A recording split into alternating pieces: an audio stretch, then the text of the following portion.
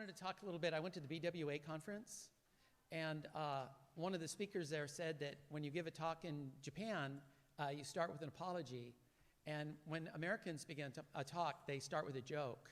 And I thought about it, and I realized I have to apologize for my jokes, so I kind of do. I kind of do both. So when Linda's teaching yoga, and I'm at home alone, when I'm not doing OCBC and she's out with yoga, I watch Netflix, and we watch Netflix together.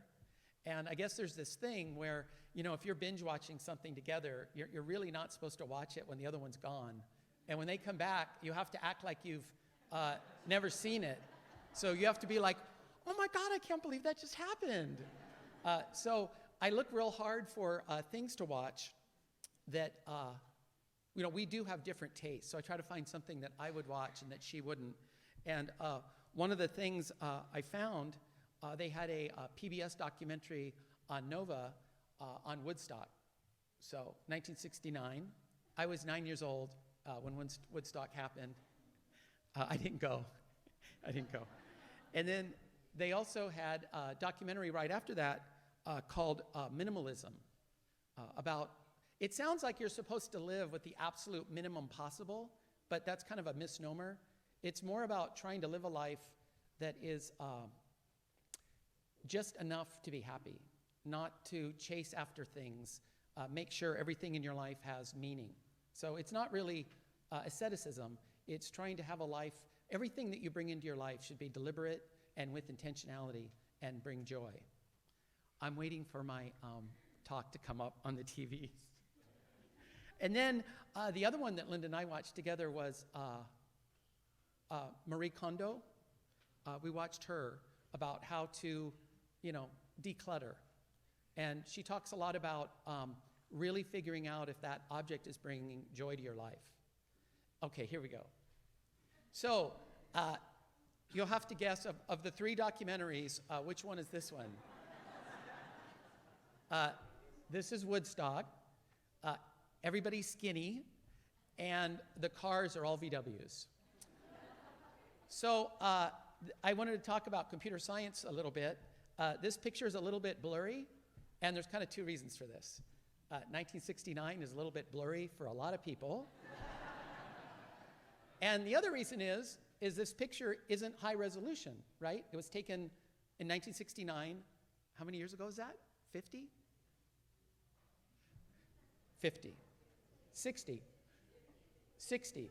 I'm a math major, not an arithmetic major. So the reason why this is low res is it doesn't have enough pixels, right? So pixels, probably nobody knows this, but pixel means a picture element, a little dot of color. That's what pixel means. And when I used to work as a computer programmer, when I first started, we did solid modeling, and I had an apple or a teapot, and I had to assign color to it based on where the light was. So that was kind of my job. I had to calculate the color of every dot on the screen so the picture looked just like a real teapot. So I want to talk about pixels and images today. And then, so I watched this documentary. It was really well done. And then this is the documentary on minimalism. So it's a good subtitle, a documentary about the important things in life.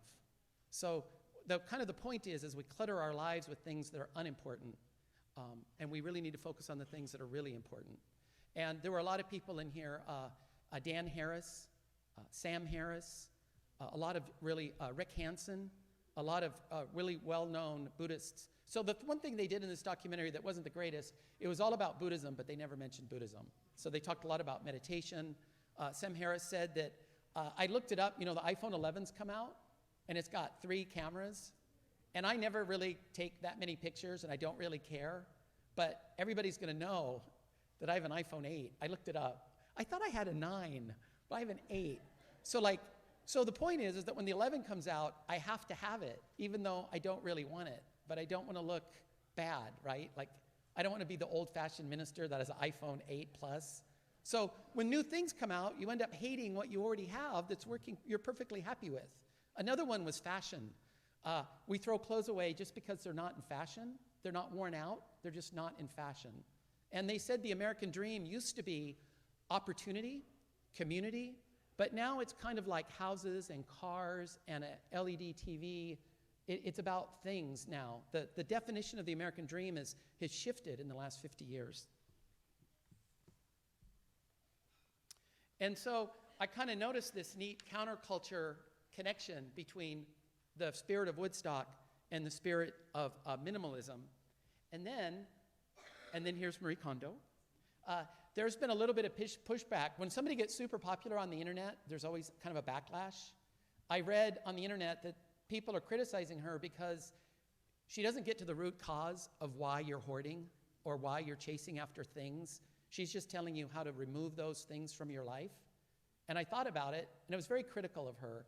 And I thought, yeah, that's bad. Yeah. But then I thought about it for a minute, and I realized this is a very Buddhist approach. You don't have to figure out the cause when you were 8 years old, if you didn't get a good birthday party or something, and that's why you're clinging. What you do is you do the activity until it becomes you. So this Marie Kondo approach is the Buddhist Eastern approach, where you do something that's therapeutic, and it changes who you are without having to go back and analyze the cause. So you're transformed in the person you want to be by doing something that doesn't really feel comfortable. So some people will say, I don't go to yoga because it's a little awkward for my body. And we would say, no, that's why you go. That's why you go. So some of my talks are crowdsourced, I've told you. And somebody sent me this link. It's called Life is a Picture, but You Live in a Pixel. And it's on the website, Wait, But Why? And they post things every sometimes. So you can go to this website, everything's stick figures and animation. And I went there, and I was able to get this wonderful story. So this is going to be about minimalism and Marie Kondo bringing what's important, focusing on what's important in your life. So this is Jack. This is Jack. And this is today. This is today. And for some reason for Jack, today is always Wednesday. It's always hump day. And Jack and today are in a relationship. They're dating. And everything's going pretty good. The relationship is going all right. And Jack's reasonably happy. But for a while now, Jack has known that the today he's with is not the one. Sure, he and today have fun sometimes, but all too often, Jack feels like he's in a mundane Wednesday, an ordinary Wednesday. And that's certainly not the kind of day he plans to be with in the long run. Because he knows the relationship is just temporary, Jack doesn't invest that much in today. He spends most of his time dreaming and thinking about some better future tomorrow. Now, tomorrow is the kind of day that Jack would love to be with. It's fulfilling, it's passionate, it's meaningful and exhilarating. He knows it's only a matter of time before he finds a today just like that tomorrow. The kind of today he'll be with when he's found friends and success and winning on the sports team. And in this tomorrow, he kind of lives in a dreamland, a dream city where all of his wishes come true. He can just picture it now.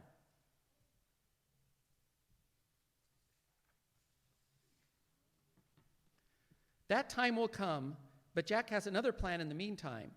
He's getting good grades next week on his test. He's going to break up with his current today as soon as that happens. And he's going to start hanging around with new friends and new people. And it's going to be a today where everything goes right. Of course, that's not the kind of day worthy for a guy like Jack, but it's so much more fun and exciting than his current, very ordinary today. The morning after he gets his good grades and his basketball team wins, Jack wakes up with an extra bounce in his step. He's a new kid with a new today, and he's totally in love with that day.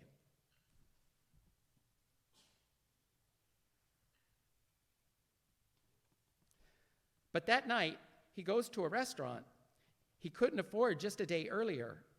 And the second day, he buys a set of new golf clubs.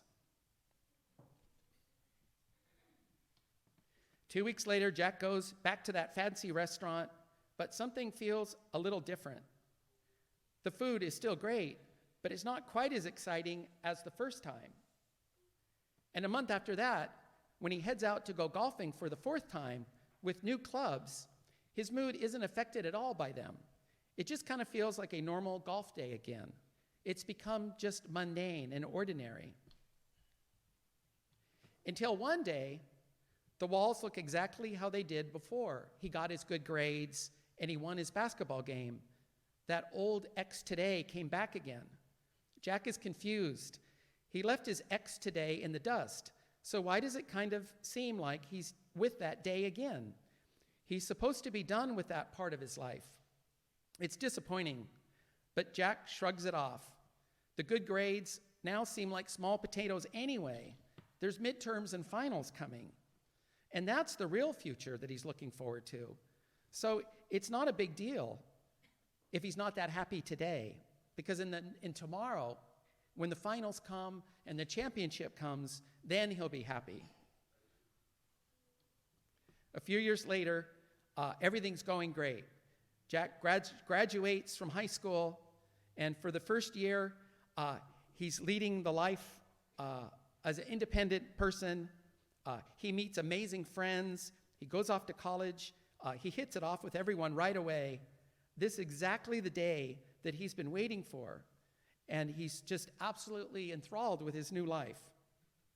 Right around the same time, Jack gets a new job, part-time job, and he's actually working for a restaurant that's been written up in the newspaper that's getting really popular. His tips are up, and he just knew going to work during college was a good idea, and this was the proof. So now for Jack, it's all finally happening.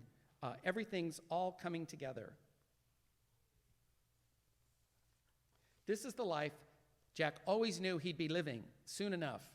He's just that kind of guy, working, going to college, having a lot of nice friends, and his Wednesdays will never be mundane again. But then something starts to happen. After a few months of college and work and raises and tips, even though things are going well, Jack finds himself appreciating all of that excitement around his today a bit less than he used to yesterday, which makes things feel a little less vibrant. He's busier than he's ever been before, working almost constantly, and while he's still pleased with his new today, his general mood doesn't feel all that elated or excited anymore. It's starting to become the same old, and he's starting to get bored. After a year of that, even though Jack's life is more rich and exciting and meaningful than it used to be, he's gotten completely used to the way things are. He has also watched a friend's job do even better than him. And some of his friends have even gotten even better grades than he got. And he said his friends seem to be having a little bit more fun than he's having. And he thinks, gee, that must be nice. I wish I was having as much fun as my friends. And then one day, Jack wakes up to find himself here again. He can't believe it. What the heck is his ex today doing here again? He considers placing a restraining order on this ex today who won't leave him alone, but ultimately he decides to let it go. After all, it's not the kind of day he's going to marry. His real day, his real tomorrow that he's looking for is today once I become a manager at my restaurant and I graduate from college and I get a new car. That'll be the day worth living. The real today he's holding out for is today once I'm promoted, once I get my Ferrari, and once I find that perfect girlfriend. And that's the today when he will truly be happy. So they say that one of the problems that Jack falls into is called the pixel theory. So this was a famous TED Talk But most of us imagine our life like this, an epic story, an amazing color display in totality. So usually when we think of our lives or when we think of our personal history maybe for a funeral, it's the accomplishments and the milestones that are usually written down. But this is saying what we really need to focus on is each day. It's getting up in the morning every day and going to school. Like Reverend Rod has been a minister for 30 years, but he gets up every day and he mops the Nigene floor and we put up fruit, and it's finding joy in the process of everyday activities. And these activities over time lead to these big milestones, but it's something that we actualize every day and appreciate. So we're kind of getting in the mistake of trying to live this epic story in a given day. And they're saying that we actually live in this epic story of our life, but we only live it one pixel at a time. And every little picture slowly builds up into this great panoramic experience that we call our lives. And so this is where Buddhism really emphasizes the fact that focusing on process, focusing on the doing, enjoying your life because you like to serve people at a restaurant. You don't do something for a goal. You do it because the activity itself is meaningful and rewarding. And when we do that, we find happiness in the mundane Wednesdays, and that every day has deep meaning, rather than living our lives in some romanticized ideal future that may never come, or if it does come, once we get it, we kind of swap it out for the next goal. I have a friend of mine that has a timeline for his life, and he's going to get a house at 30, and then he's going to get a duplex at 40, and he's going to make $1 million at 50 and retire, and then at 60 he's going to get a vacation house in Big Bear. And so he's always chasing after the next milestone. And when he bought the duplex, I was really happy for him, and I congratulated him. It took him 20 years to get it, but he was already moved on to the next milestone. So he's always looking forwards. He's never appreciating what he has. And this is a kind of a hedonic treadmill we get on, where we're always chasing after future goals and not really appreciating the actual experience of our lives in the current now. And so I think this is kind of an interesting movement that's happening in America right now, this idea of minimalism, not in the sense of doing without or trying to live on the minimal amount possible. It's trying to have things in your life that are truly important and knowing the difference between the two. So one example, one woman on the minimalism documentary, they were talking about fashion and clothes and always shopping. She did this experiment where she bought 33 pieces of clothing, high-end, a really nice top, a really nice skirt, like very high-quality, classic items of clothing, 33. So this was blouses, skirts, pants, shoes, and she wore only 33 pieces of clothes to work for an entire year. And she was really, really nervous that other professionals would see that she's recycling, but she would mix and match in different combinations. And she said, in 1 year, wearing 33 pieces of clothes, nobody noticed. And she actually got compliments on her clothing. And she said it was so much easier in the morning to get dressed. Like all this anxiety about worrying about what to wear and what's the latest color. Like I think Linda and I are noticing like this, I think burnt yellow or burnt orange looks like the fall color. And we all have to go out and buy new clothes because that's the color. And so she bucked that trend, and she said it really brought a lot of peace and calmness to her life. And Lama Suridas, he's the person I read Awaken the Buddha Within, the first Buddhist book I ever read. I wrote a review for the November Korean on it. But he said that he practiced in Nepal as a monk for 6 years, 6 months, and 6 days, like in a cave, like monastic, ascetic practice for 6.5 years. And he said when he came back to America, he noticed that within a year or two, he had like 30 or 40 pairs of shoes in his closet. And it's just things start clinging to you. You start buying things. I actually get so nervous about buying things that I thought I needed a new pair of shoes, and I almost bought them. And then I realized I'd already bought them, and they're in the closet in the box. Because I went on my list to see, I wanted to buy the same pair of shoes again, and I realized I just bought them a month ago, and I hadn't even taken them out of the box yet. So this Amazon addiction of just buying stuff, there's nothing wrong with it, but Marie Kondo and minimalists are saying you just want to do it with intentionality and be very deliberate. And if buying lots of shoes is your thing, then you should do that. Like my thing is I buy lots and lots of Nenjus. I even buy them in colors. So like you probably don't know this, but like if I wear a blue shirt, I wear a blue Nenju. It's religious and it's a fashion statement. Now, I do that, but it really brings me great happiness. So they're not talking about like you shouldn't buy things, but you just want to make sure the things that you really want and that you really need. Like I have a Fitbit Charge 2 on my wrist, and Fitbit 3 just came out, Charge 3. And I said, I got to get 3. And Linda said, well, you just got 2. And I said, no, but the 3's out.